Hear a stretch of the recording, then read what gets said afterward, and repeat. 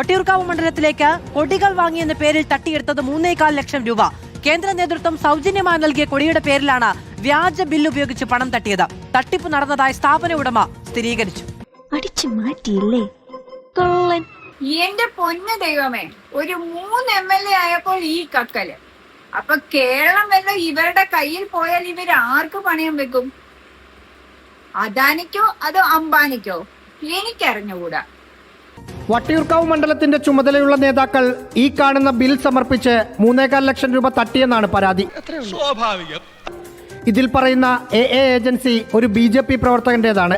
പക്ഷേ ഇത് കൊടി വിൽക്കുന്ന കടയല്ല, പലചരക്ക് കടയാണ്. എന്തായാലും നമ്മുടെ BJPയിലെ വലിയ നേതാക്കന്മാർക്കൊക്കെ ഇതിൽ പങ്കുണ്ടായിരിക്കാം, ഇല്ലായിരിക്കാം. എന്തായാലും നിങ്ങളുടെ അഭിപ്രായം ഒന്ന് താഴെ കമന്റ് ചെയ്തേരെ. കൊടി നമുക്ക് കൊടിയില്ലല്ലേ? കൊടിയില്ല, കൊടിയില്ല. ഇവിടെ നഗരൂരുണ്ട്. BJPയുടെ കൊടി ഇലക്ഷൻ സമയത്ത് അവിടുന്ന് മേടിച്ചിരുന്നു. ഇല്ലില്ല, നമുക്ക് കച്ചവടമുണ്ട്. ഇതിനിടെ PR എന്ന് പറയുന്ന ഒരു അഭ്യാസം ഇവര് കാണിച്ചു.